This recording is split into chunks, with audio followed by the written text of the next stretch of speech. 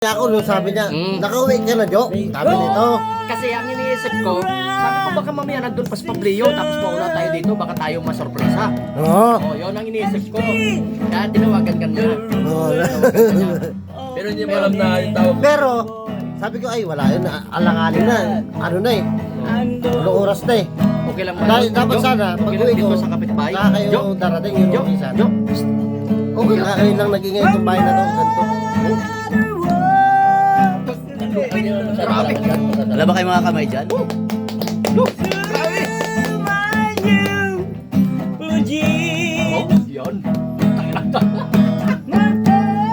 Basta sa amin, tanggilig grabe.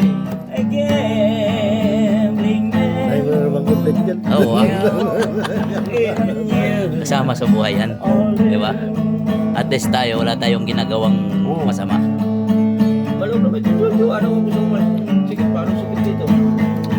Pag nga, ano nga to, nalagyan natin ng malamang. Oo.